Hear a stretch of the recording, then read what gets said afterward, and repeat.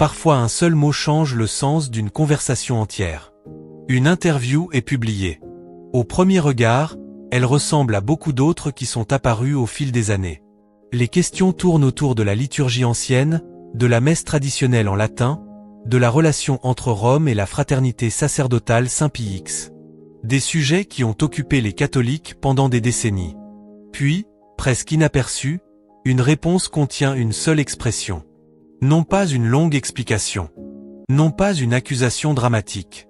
Juste un mot soigneusement choisi. Et parce qu'il vient de l'archevêque Georges Gansoin, le secrétaire personnel de longue date du pape Benoît XVI, il attire immédiatement l'attention.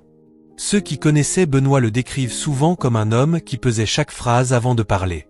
Gansoin a passé des années à ses côtés, l'accompagnant à travers certains des moments les plus significatifs de son pontificat et restant proche même après sa renonciation. Quand quelqu'un ayant ce genre de proximité choisit ses mots avec soin, beaucoup de gens l'écoutent naturellement. Avant d'arriver à cette expression remarquable, cependant, il y a un autre passage de l'interview qui mérite attention. Gansoin rappelle quelque chose de profondément personnel. On lui demande comment Benoît XVI a réagi quand il a appris que Summorum Pontificum, le document de 2007 qui avait considérablement élargi l'accès à la messe traditionnelle en latin, avait été effectivement remplacé par la lettre apostolique de 2021 du pape François Traditioni Custode. Pour comprendre pourquoi cette question importe, il est utile de se rappeler ce que ces deux documents représentaient. Quand Benoît XVI a émis Summorum Pontificum, il soutenait que la forme plus ancienne du rite romain n'avait jamais été juridiquement abolie. Son intention, comme il l'expliquait à l'époque, était de favoriser la réconciliation au sein de l'Église et de permettre un accès plus large à une tradition liturgique qui avait nourri d'innombrables générations de catholiques. Beaucoup de fidèles ont accueilli favorablement la décision. Des communautés dévouées à la liturgie plus ancienne ont grandi. De jeunes familles ont commencé à y assister. Des séminaires dans certains endroits ont rapporté un intérêt croissant. Des pèlerinages centrés sur le rite ancien ont attiré des milliers de participants. Les partisans croyaient que le document avait ouvert un chemin vers la guérison des divisions qui avaient persisté pendant des décennies. Puis, en 2021, le pape François a émis Traditioni Custode.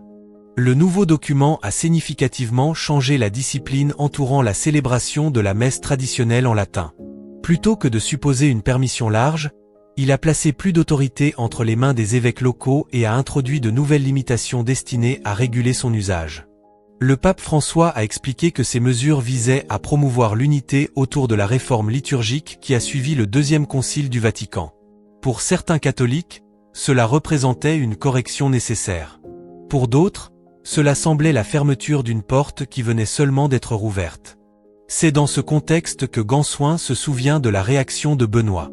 Ces mots sont remarquablement retenus. Il ne décrit pas de colère. Il ne décrit pas d'amertume. Au lieu de cela, il dit simplement que quand il a lu Traditioni Custode à Benoît, il a perçu de la tristesse dans son cœur. Pas de l'indignation. Pas du ressentiment. De la tristesse. C'est une brève observation, pourtant une que beaucoup de lecteurs ont trouvée profondément touchante. Imaginez un pape émérite âgé, s'approchant de la fin de sa vie terrestre, entendant qu'une des initiatives qu'il avait considérées importantes pour la paix de l'Église avait été substantiellement modifiée.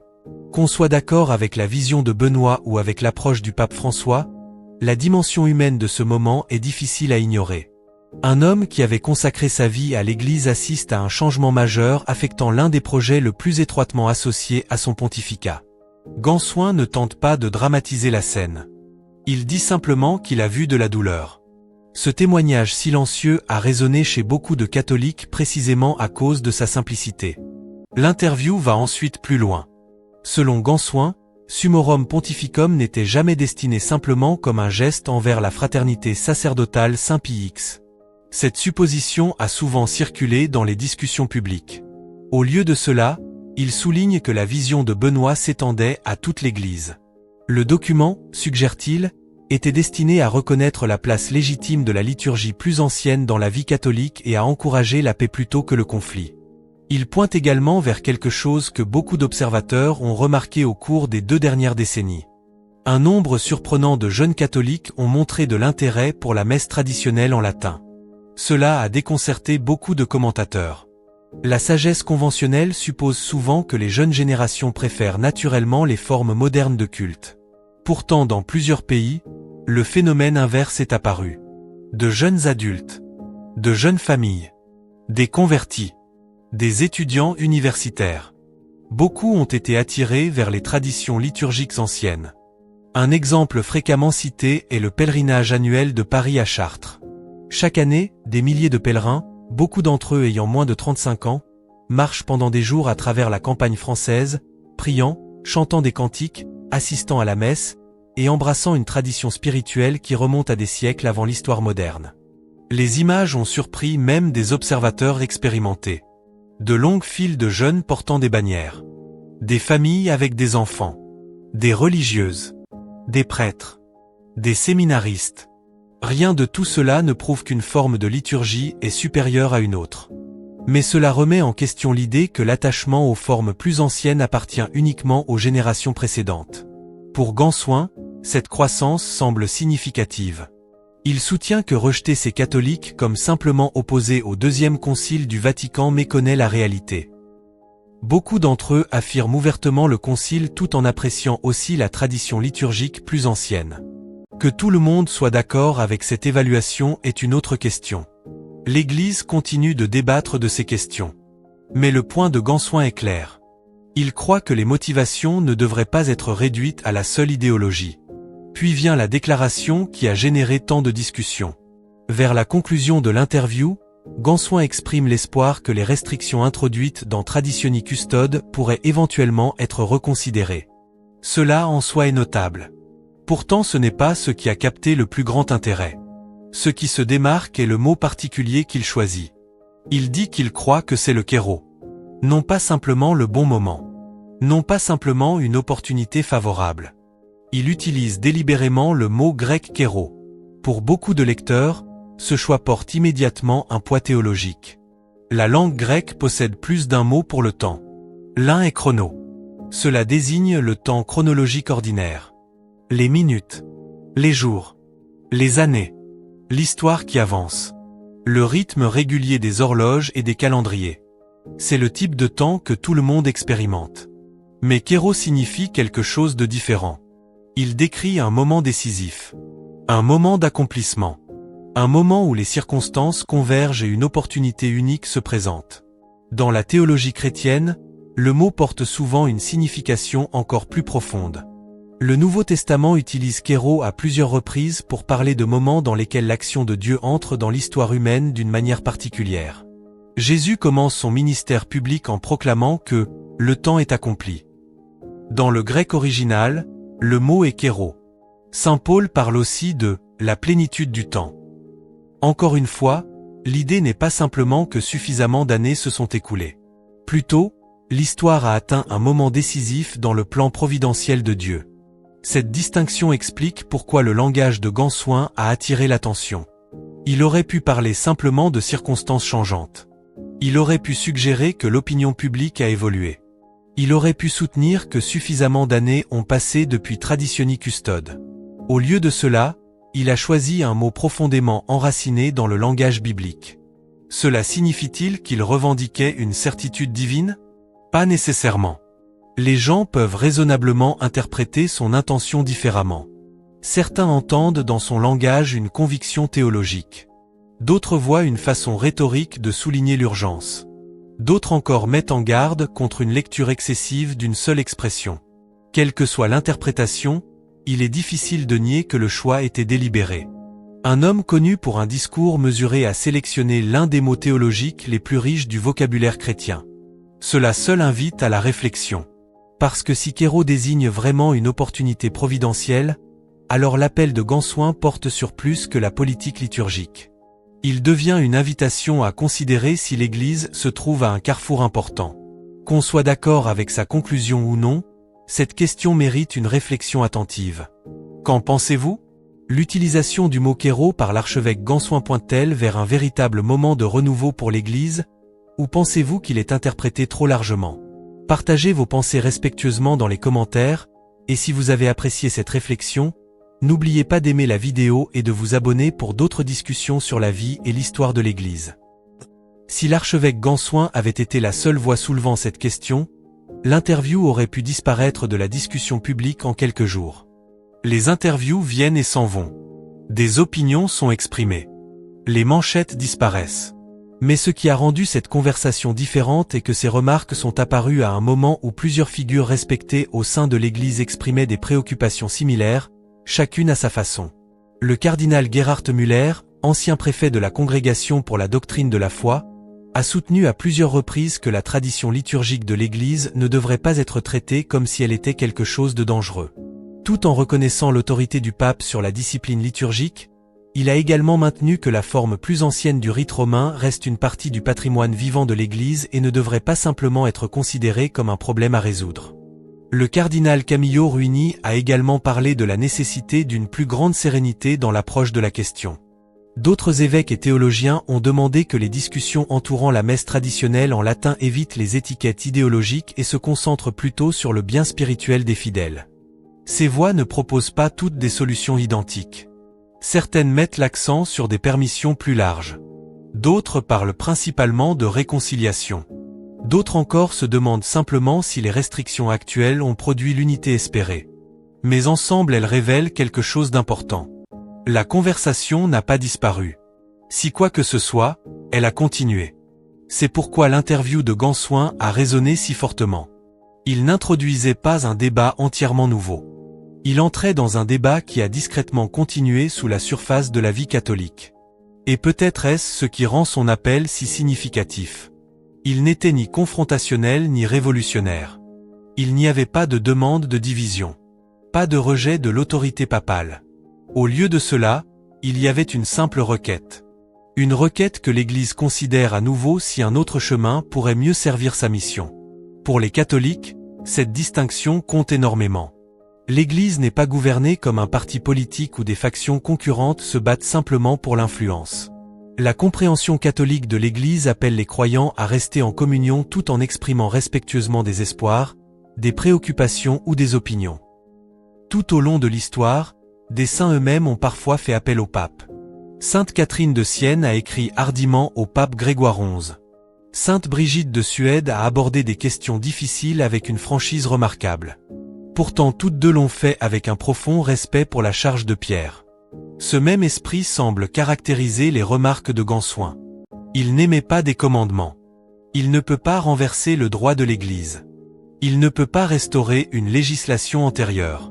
Il offre simplement ce qui semble être un appel respectueux, une invitation à la réflexion. En fin de compte, l'autorité pour réguler la liturgie romaine appartient au pape régnant. C'est toujours la compréhension catholique. Aucun évêque, aucun cardinal, aucun commentateur, aucune chaîne YouTube, aucun d'eux ne possède cette autorité.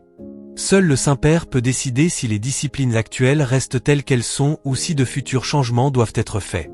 Ce point mérite d'être souligné parce que les discussions entourant la liturgie deviennent souvent chargées émotionnellement. Certains catholiques parlent comme si chaque changement représentait une trahison. D'autres parlent comme si chaque attachement à la tradition représentait une résistance. Ni l'une ni l'autre approche n'aide l'Église. La question plus profonde n'est pas de savoir si l'on gagne. La question plus profonde est de savoir si l'unité peut coexister avec une diversité légitime dans la vie liturgique de l'Église. Ce n'est pas une question entièrement nouvelle. En fait, le christianisme a toujours affiché une remarquable diversité liturgique. Le rite romain existe sous plusieurs formes. À côté de lui se trouvent les traditions catholiques byzantines, maronites, melkites, coptes, chaldéennes, arméniennes, syro-malabares, syro-malankara et beaucoup d'autres. Chacune préserve ses propres prières, coutumes, musique et patrimoine spirituel tout en restant pleinement catholique. La diversité elle-même n'a jamais été le problème. Le défi a toujours été de préserver l'unité dans cette diversité. C'est précisément pourquoi les discussions sur la messe traditionnelle en latin portent un tel poids émotionnel. Pour beaucoup de fidèles, la question ne porte pas simplement sur la langue. Ce n'est pas simplement une question de latin contre le vernaculaire. Ce n'est pas non plus seulement une question de cérémonie plus ancienne ou de beaux vêtements liturgiques. Plutôt, beaucoup décrivent trouver dans cette liturgie un profond sens du recueillement. Un silence qui permet à la prière de s'approfondir. Des gestes qui communiquent le mystère. Une atmosphère qui pointe au-delà de l'ordinaire. D'autres vivent ces mêmes qualités dans la forme ordinaire de la messe célébrée avec dignité et dévotion. D'innombrables catholiques rencontrent le Christ chaque dimanche à travers la liturgie introduite après le Deuxième Concile du Vatican. Leur foi est authentique. Leur amour pour l'Eucharistie est sincère. L'Église reconnaît la validité et la sainteté des deux formes. C'est pourquoi réduire la discussion à des slogans ne capture pas la réalité. Des catholiques fidèles existent des deux côtés de la conversation. La plupart ne sont pas intéressés par le conflit. Ils désirent simplement un culte qui les rapproche du Christ. Cela peut expliquer une autre observation fréquemment faite par les pasteurs servant de jeunes catholiques.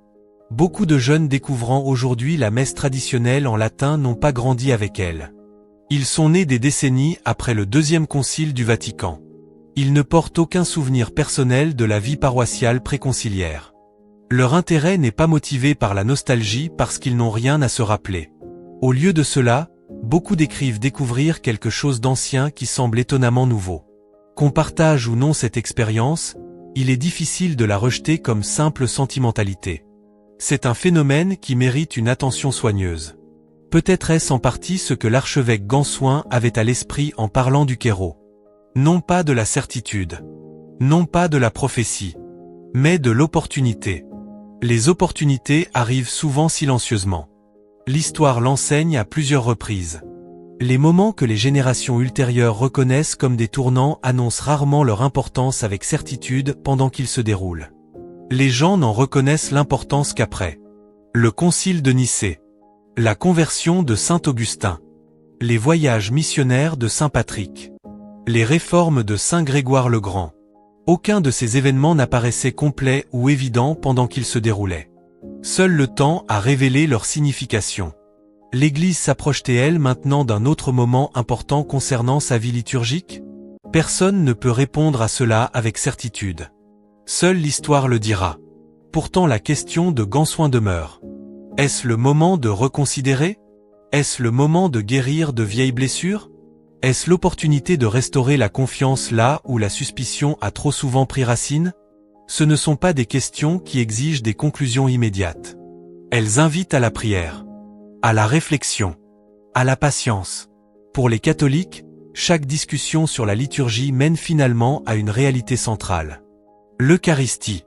Quelle que soit la langue, quelle que soit la forme cérémonielle, quelle que soit la préférence personnelle, le cœur de la messe est toujours Jésus-Christ vraiment présent dans le très saint sacrement. Cette vérité se tient au-dessus de chaque débat.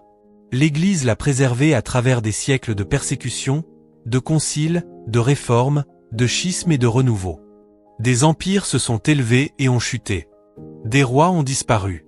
Des systèmes politiques se sont effondrés. Pourtant l'Eucharistie demeure.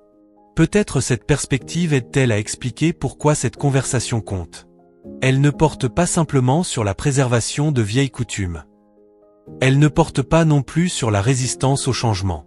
À son meilleur, elle porte sur la question de savoir comment l'Église peut transmettre ses plus riches trésors aux générations futures tout en restant unie dans la foi. Ce n'est jamais un équilibre facile. Chaque génération doit lutter avec lui. Chaque époque fait face à ses propres défis. Peut-être que la nôtre n'est pas différente. L'interview de l'archevêque Gansoin nous rappelle que le dialogue respectueux reste possible. Les gens peuvent être en désaccord fort tout en cherchant le bien de l'Église. Ils peuvent avoir des jugements différents tout en restant frères et sœurs dans le Christ. Cela seul vaut la peine d'être rappelé. Si l'avenir apporte des changements à la discipline actuelle entourant la messe traditionnelle en latin reste entièrement entre les mains du pape Léon XIV. Aucune interview ne peut déterminer cela. Aucune spéculation ne peut le prédire. Aucun commentateur ne peut annoncer ce qui n'a pas encore eu lieu.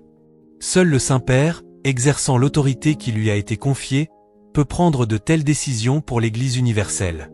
Jusque-là, les catholiques sont appelés à quelque chose de plus profond que les arguments. Ils sont appelés à la sainteté, à la charité, à la prière, à la fidélité, à faire confiance que le Christ n'a pas abandonné son Église. L'histoire du christianisme est remplie de moments où les croyants peinaient à comprendre le chemin à suivre. Pourtant, à travers chaque siècle, la promesse du Christ est restée inchangée. Je suis avec vous tous les jours jusqu'à la fin du monde. Peut-être que cette promesse est le mot le plus important de tous.